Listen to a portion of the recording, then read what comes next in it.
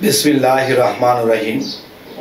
हे समस्त जगतबासी, आज आमी शामीम आली चिश्ती आपनादेर सामने जे आलोचनाटी निये हाजिर हलाम से आलोचनाटी हलो जे मारिफतेर गुप्त रहस्य। मारिफतेर जे आलोचनाटी आपनादेर सामने करब जे जिनिसगुलो अहरह मानुष जाने ना बोझे ना বা অনেক মানুষ তরিকত নিয়েছে, মুর্শিদ ধরেছে বা কিছু সাধনাও করেছে, দেখা যায় এরকম ব্যক্তিরাও এই সমাধান পায়নি বা এই বিষয়ে জানে না। তবে আমাদের অবশ্যই জানতে হবে। সেটি হলো, দেখুন যে মানুষ জানতে পেরেছে, বুঝতে পেরেছে যে আল্লাহকে পাইতে হলে একজন মানুষ বা একজন পীর বা একজন মুর্শিদকে ধরতে হবে, মুর্শিদের কাছে যেতে হবে, নিজকে চিনতে হবে। তো এরকমভাবে মানুষ মুর্শিদ ধরে বা কেউ ধরার পরে সাধনা করে, কেউ অবহেলা করে, কেউ ঠিকমতো শিক্ষা দীক্ষা নেয় না, যার ফলে অনেকের কপালে এটা জোটে না। কিন্তু যারা সাধনা করেছে, যারা আল্লাহর পথে অগ্রসর হয়েছে, তারা অবশ্যই কিছু লাভ করেছে। আর যখনই শুনেছে সে কিছু লাভ করেছে, তখন তার মধ্যে হিংসা এসে গেছে, সে লাভ করে ফেলল। কিন্তু দেখেন, সে যে লাভ করে ফেলেছে আর আপনি যে পাপ করে ফেলেছেন, সেটা কিন্তু আপনি ধরছেন না। যাই হোক, আজকের যে আলোচনাটি হব যে বড় পীরের ঘটনা বলতে গেলে তিনি নিজের জানাজা নিজে দিয়েছিলেন এবং তিনি প্রকাশ করে গেলেন যে নিজের জানাজা নিজে দিয়ে গেলেন। কিন্তু আমি আজকে সেভাবে যাব না, আমি একটু ব্যতিক্রম বা অন্যভাবে যাওয়ার চেষ্টা করব, যেন মানুষ আর একটু গভীর কিছু বুঝতে পারে। দেখেন, মানুষের মধ্যে স্বাভাবিকভাবে বলে থাকে জীবাত্মা, পরমাত্মা, কিন্তু না, মানব দেহের মধ্যে 5টা আত্মা। সেই 5টা আত্মা কিভাবে, যে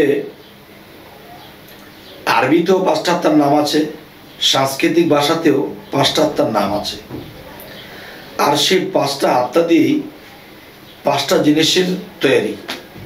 যদি পাক পাঞ্জাতন বলি, হ্যাঁ, যদি আগুন, পানি, বাতাস, মাটি, আলো, এটা বলি, হ্যাঁ, এটাও চলবে। যদি বলি জীবাত্মা, পরমাত্মা, আত্মা রামেশ্বর, এরপরে আছে আরও আছে বোধ আত্মা। তো এই 5টা আত্মা দিয়ে দেহ তৈরি। তো এখন বিষয় হলো, 5টা আত্মা দিয়ে যদি দেহ তৈরি হয়ে থাকে, তাহলে এই 5টা আত্মার যে বিষয়টা দেখেন, যে এই 5টা আত্মাই আমাদেরকে পবিত্র করতে হবে।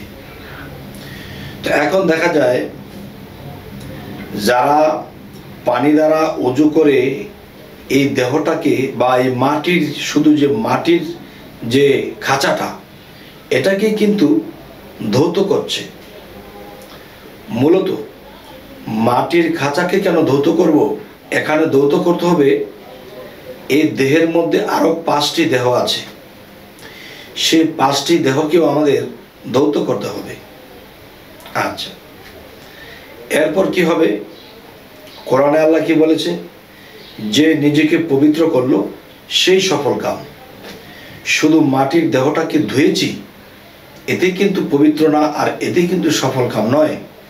তবে পঞ্চ আত্মাকে যে পবিত্র করেছে সেই সফল কাম হবে। আচ্ছা, এখন যে কথাটি বলবো, দেখেন যে বড় পীর 60 জন শিষ্যের বাড়িতে ইফতার করেছে। 60 জন ভক্তের বাড়িতে ইফতারি করেছে, সে তো একজন। সে যদি একজন হয়, তাহলে 60 জন বাড়িতে কিভাবে ইফতার করলো? আচ্ছা, যে দেখেন, একটা মাটির খাবার, যেমন একটা খোরমা আছে বা পেঁয়াজি ফুলুরি আছে বা ভাত তরকারি আছে, এগুলো যদি আমি আমার মুখে দিই, তাহলে আমার মাটির দেহের মধ্যে এই মাটির খাবারটা গিয়ে পৌঁছালো, মাটির দেহের মধ্যে এটা ঠেকে গেল।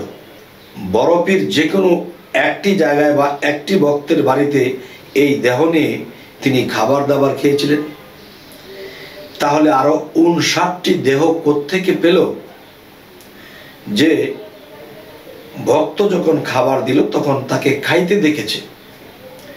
তাহলে তিনি তো বায়ুতে ভাসমান আত্মরূপে আরো 59 জনের বা 59 জন ভক্তের বাড়িতে পৌঁছে গেল। তো সে বায়ুতে ভাসমান, বায়ুর মধ্যে আমি যদি কিছু রাখি তাহলে কিন্তু পড়ে যাবে। তাহলে সেখানে দেখা হয়েছে কি, সে এই খাবারগুলো তার ভক্ত তাকে গুরুকে খাইয়েছে। তার গুরুকে যদি খাইয়ে থাকে তাহলে 59 জনের বাড়িতে এই মাটির দেহ যায়নি, গিয়েছিল কি সেই বায়ুতে ভাসমান সেই আত্মরূপে তিনি গিয়েছিলেন। তাহলে এই খাবার দেওয়ার পরে এ তো মাটিতে পড়ে যাওয়ার কথা। হয়তো ভক্তের চোখে দেখতেছে আমার গুরু হাজির, কিন্তু সে তো বায়ুরূপে আত্মরূপে সেখানে হাজির হয়েছে। সেই ভক্তের দৃষ্টি খুলে গেছে, দেখতেছে, কিন্তু সেই মানুষটি একটি আত্মা বা 5টি আত্মা নিয়ে তিনি মানব দেহ নিয়ে আরো একটি ভক্তের বাড়িতে খাচ্ছে। 59 জনের বাড়িতে তিনি কিভাবে খাইলেন? এবং সমস্ত 60 জন ভক্ত যখন একাত্র হয়েছিল তখন কিন্তু বলেছিল যে আমি আমার গুরুকে বা বড়পীরকে আমি ইফতার করিয়েছি। সে বলতেছে তুই মিথ্যে বলছিস, আমি খাইয়েছি। সে বলতেছে তুই মিথ্যে বলছিস, আমি খাইয়েছি। আমার বাড়িতে গিয়েছিল বড়পীর। তো এখন সবাই বলতেছে এই কথা। তো এটার মূল বিষয়টা কি? এটার মূল বিষয়টা হলো, দেখুন, ভক্তের কাছে যখন যে বায়ুরূপে ভাসমান হয়ে যখন সেই ভক্তের বাড়িতে বাড়িতে চলে গেল, তখন ভক্ত দেখতেছে আমার মুর্শিদ, আমার গুরু এটা খাচ্ছে। এটাই তো ভক্ত দেখছে। কিন্তু দেখেন যে বড়পীর তিনি তো একজনের বাড়িতে খাইতেছে, ভক্ষণ করছে। 60 জনের বাড়িতে কিভাবে সম্ভব? এখানের মূলে ফয়সালা। আপনারা কি বলেন? তবে আমি যতটুকু জানি, আল্লাহ আমাকে যতটুকু তৌফিক দান করে, আমি ততটুকুই বলবো যে ভক্ত যখন দেখতেছে সে গুরুকে বা বড়পীরকে খাদ্য দিয়েছে, তখন সেই খাদ্যগুলো সে দেখতেছে তার মুর্শিদ আব্দুল কাদের জিলানী তিনি খাচ্ছে। কিন্তু না, তিনি মনে হচ্ছে তিনি কে খাওয়াচ্ছে। তিনি তো মাটির দেহ নেই, মাটির মুখ নেই, এই মাটির খাবার কিভাবে খাবে? সে দেখতেছে তার মুর্শিদকে খাওয়াইতেছে, কিন্তু খাবারটা যাচ্ছে কোথায়? খাবারটা যাচ্ছে বড়পীরের ভক্তের মুখে।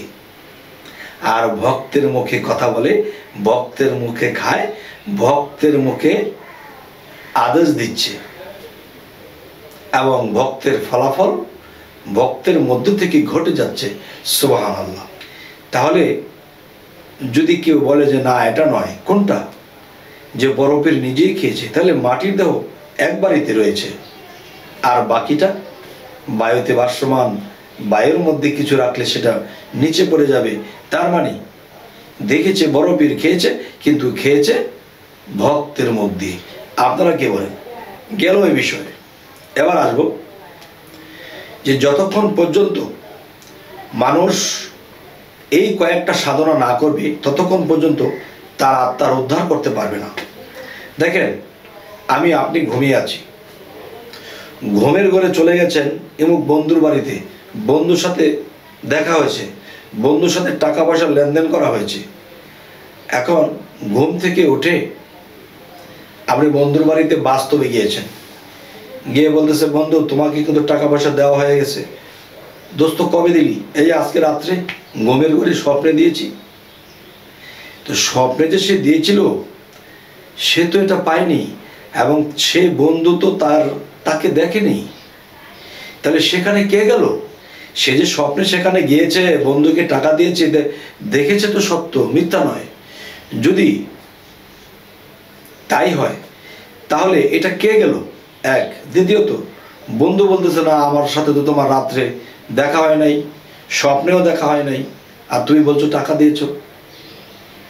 তাহলে এখানে একটা বিষয় দেখেন, একটা হলো আপনি স্বপ্ন দেখেছেন, আমি তার সাথে কথা বলছি, তাকে টাকা পয়সা দিচ্ছি, এটা আপনার পর্যন্ত সীমাবদ্ধ, যাকে টাকা দিয়েছিলেন সে জানে না। তাহলে এই বিষয়টা কি? এবং স্বপ্নে আপনি একজনকে স্বপ্নে একটা কাপড় দিয়েছেন, তোমাকে একটা নতুন কাপড় দিলাম, যেটা পরো। তো যাকে দিয়েছেন সে যদি বলতে পারে স্বপ্নে তুমি আমাকে এটা দিয়ে গিয়েছিলি কালকে রাত্রে, আর যে স্বপ্নে দিয়ে আসছিল সেও বলে যে হ্যাঁ আমি তোমাকে স্বপ্নে দিয়েছিলাম, তাহলে দুইজন জানে। এটা কি বিষয়? এই বিষয়গুলো জানার নামই হলো মারেফতের গোপন রহস্য। যে এক জায়গায় আমি স্বপ্নে গিয়েছি, যার কাছে গিয়েছি সে বলতে পারে না, আরেকটা আছে যে আমি তার কাছে গিয়েছি, সেও বলতে পারে, আমিও বলতে পারি। এই যে স্তর বাই স্তর, এগুলা কিন্তু মারেফতের ও হাকিকতের সাইড, এই জিনিস নিয়ে কিন্তু মানুষ চিন্তা ভাবনা করে না। আচ্ছা, তবে আপনারা বলতে পারেন তাহলে এই কথাটা আপনি সেরে দেন। এই কথাগুলোর জন্য আপনাদের কাছে আমার একটা কথা থাকবে, দাওয়াত রইল, সামনাসামনি কথা বলবো। ইউটিউবে সব কথা বলা যায় না, তবে হ্যাঁ যার যার মসজিদ আছে এই কথাগুলো জেনে নিতে পারেন। আচ্ছা, তবে আপনারা বলতে পারেন যে তাহলে আপনি বললেন কেন? দেখেন, পুঁজি থাকলে ব্যবসা হয়। কিরকম? আপনি আপনার মসজিদের বাড়িতে গিয়েছেন, এখন যাওয়ার পরে কিছুই মনে নাই, কি জানি বলবো, বাড়িতে আসে পড়ছেন, বাড়িতে আসার পরে করে এই আমার গুরুকে তো এই কথাটা জিজ্ঞাসা করতাম, আহারে মনেই নাই, বা আমি জিজ্ঞাসা করব কি, তা আমি কোনো জিজ্ঞাসার মতো কোনো কথা খুঁজে পাই নাই। তখন কি হলো যে পুঁজি ছিল না, কি জিজ্ঞাসা করবেন? পুঁজি প্রয়োগ করলে কিছু আসে। আমার মুর্শিদকে আমি কিছু বলতাম, আমাকে কিছু দিত, বলতে পারি নাই। তাহলে আজকের এই কথাটা আপনাদের পুঁজি হিসেবে কাজ করবে যারা এই বিষয়টা না জানেন। এবার আসি, মানুষের ভিতরে মানুষ, তার ভিতরে সাই, তারে পাইবার জন্যই কিন্তু আমরা মুর্শিদ ধরতে যাই। এখন আমি মানুষ, তার ভিতরে একটা মানুষ, তার ভিতরে আরেকটা মানুষ। তাহলে এই তিনটা মানুষ আছে আপনার মধ্যে, জ্ঞান বিবেকের মধ্যে আছে। আরো আছে পাঁচটা মানুষ। সেই পাঁচটা মানুষ কি কি? আপনার পঞ্চ আত্মা, পঞ্চ কালারের, পঞ্চ পাওয়ারের এবং পঞ্চ বা পাঁচ ধরনের। দেখবেন পাঁচজন সাহাবা ছিল নবীর, দেখা যায় পাঁচজনের সাথে কারো মিল ছিল না। পাঁচটা কালেমা পরে দেখেন কোনো কালেমার সাথে কোনো কালেমা মিল নেই। এবং পাঁচজন নবী, কারোর সাথে কারো মিল নেই। আগুন পানি বাতাস মাটি আলো, এই পাঁচ প্রকারের, পাঁচটা কালারের, পাঁচটা গুণের, কিন্তু দেখা যায় কারোর সাথে কারো মিল নেই। তাই আমি বলবো, হে সমস্ত জগতবাসী, মানুষের ভিতরে তিনটা মানুষ আছে। এখন যদি বলেন তিনটা মানুষ কি করে, আমি গভীরে যাব না, তবে উপর দিয়ে বলছি। আপনি যখন কোনো আলো বা কোনো রোদের সামনে আপনি দাঁড়িয়েছেন, উপরে সূর্য, আপনি দাঁড়িয়েছেন, আমরা ছায়া পড়েছে। এখন এই যে ছায়াটা, এই আপনি না থাকলে আপনার ছায়া থাকবে না। তাহলে আপনার দেহ আছে বলেই ছায়া আছে। তাহলে আপনি যখন নড়াচড়া করেন তখন ছায়াটা নড়াচড়া করে। তাহলে ছায়াটা কিন্তু আপনারই অংশ। ছায়াটা নড়াচড়া করে যখন আপনার দেহটা নড়াচড়া করে।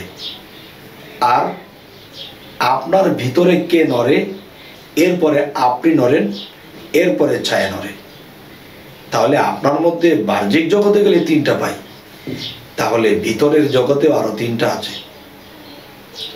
আচ্ছা, তো এবার আসবো কি, আপনার মধ্যে 6টা রিপু আছে, ফেরেশতা সকল আছে, দেব দেবতাগণ আছে। আচ্ছা, 10টা ইন্দ্রিয় আছে, 6টা লতিফা আছে, তো এখন বিষয় হলো যে সবই কিন্তু যে নিজেকে পবিত্র করে তখন সমস্ত কিছু পবিত্র হয়ে তখন এক রূপে রূপান্তর হয়। এখন খণ্ড খণ্ড বিখণ্ড করে আমাদের বুঝতে হয়, কিন্তু খণ্ড বিখণ্ড করে আমরা যদি বুঝতে না পারি তাহলে আমরা কিন্তু আল্লাহর ভেদ রহস্য বুঝবো না। এই জন্য কিছু কথা বলা হয়েছে যে দেখেন, তিনজনে মিলিয়া একজন যে করে চৈতন্যের ভজন তার দিব্য আঁকি খুলে। আচ্ছা, আমার জ্ঞান মন বিবেক এই তিনজন এবং পঞ্চ আত্মা। তাহলে এভাবে যারা নিজেকে পবিত্র করেছে তাদের জীবনে কি কি ঘটে? যে প্রেমের মানুষ বলে তারে এই পিঞ্জর হতে ছেড়ে গিয়া ঘুরে আবার আসতে পারে, দমের কোঠায় চাবি দিয়া হাস্তিকে নেস্তি করিয়া ফানা ফিল্লার হালে গিয়া শ্রীকলা নগরে পরম বন্ধুর হবে দেখা বর্জক শহরে। মরা হইয়া ধরছে যেজন লাগ পাইয়াছে অধরারে, এবার সুলতান নাসিরা মকামে জলি এবং খফি দুয়ের শোনে গেলে দেখতে পাবে ধ্যানে মুর্শিদকে নজরে। এই আপনাকে হারাইলে পাওয়া যায় মাসুকেরে, এবার মুর্শিদ রূপ মিশিলে পরে তারে দেখিতে পারে এই আরশিতে ছবির মতো নিরঞ্জন কই তারে। আমি বলছি যে কথাটা বোঝাতে চাচ্ছি, একটা কুপির থেকে যদি 1 লক্ষ বাতি ধরাইয়া নেওয়া হয়, কুপির আগুন কি কমবে? না। 1 লক্ষ পুকুর আছে, আকাশে একটা সূর্য আছে। 1 লক্ষ পুকুরের মধ্যে যখন আপনি যাবেন দেখবেন যে 1 লক্ষ পুকুরে 1 লক্ষ সূর্য দেখা যায়। সেই সূর্যটা সেখানে যতটুকু বড় এবং যতটুকু পাওয়ার দেখছি, ঠিক সেই প্রত্যেকটা পুকুরের মধ্যে সেই পরিষ্কার পানির মধ্যে অতটুকু সূর্য এবং অতটুকুই পাওয়ার মনে হচ্ছে। ঠিক বড় পীর আব্দুল কাদের জিলানী তিনি যখন নিজেকে পবিত্র করলেন তখন কি হলো? তখন 1 লক্ষ হয়ে যেতে পারে। এটা তো 60 জন মাত্র, যে 60 জন ভক্তের বাড়িতে গিয়েছে। আমি বলবো 60 লক্ষ 60 কোটি ভক্তের বাড়িতে চলে যেতে পারবে যারা এই আত্মসাধনা করেছে, এই আত্মাকে ভ্রমণ করতে শিখিয়েছে, এই আত্মাকে পবিত্র করেছে। তাই বলা হয়েছে যে এই পিঞ্জর হতে ছেড়ে গিয়া ঘুরে আবার আসতে পারে, দমের কোঠায় চাবি দিয়া হাস্তিকে নাস্তি করিয়া ফানা ফিল্লার হালে গিয়া শ্রীকলা নগরে, সেখানেই হবে খেলা। হে সমস্ত জগতবাসী, আজকের এই আলোচনা আপনাদেরকে কি বোঝাতে চাইছি? আমরা যে জগতে বসবাস করতেছি সকলের চোখে আমরা একটা মানুষ, কিন্তু না, আপনার মধ্যে লক্ষ মানুষ লুকিয়ে আছে, আপনার মধ্যে বিলিয়ন বিলিয়ন মানুষ লুকিয়ে আছে। আপনি যখন নিজেকে নিজে উদ্ধার করবেন এবং বাকি রেচক পুরক কুম্ভক সেই সাধনা করবেন, ধ্যান সাধনা করবেন, দিনের পর দিন ধ্যান করতে করতে ডুবে যাবেন, তখন সেই জিনিসগুলো আপনি দেখতে পাবেন। আমাদের মধ্যে একটা জিনিস আমরা দেখাই, বিশ্বের মধ্যে বা অক্ষর, এই বা অক্ষরের যে বিষয়টা হলো, বায়ের নক্তার ভিতরে বিলিয়ন বিলিয়ন কোটি কোটি ছাড়িয়ে যাবে, আরো বেশি হবে, অগণিত বিশ্ব সেই বা হরফের নক্তার ভিতরে লুকিয়ে আছে। হে সমস্ত জগৎবাসী, আমার নিজের অন্তরের অন্তরস্থল থেকে এই কথাগুলো বলা হলো। আপনাদের কাছে কি ভালো লাগলো? যদি ভালো লাগে তো আলহামদুলিল্লাহ, আর যদি ভালো না লাগে তো নাই। যদি আমাদের চ্যানেলের এই আলোচনা আপনাদের ভালো লেগে থাকে তো অবশ্যই সাবস্ক্রাইব করে নেবেন, যদি ফেসবুক হয় ফলো করে নেবেন। সকলেই ভালো থাকবেন। আল্লাহ হাফিজ।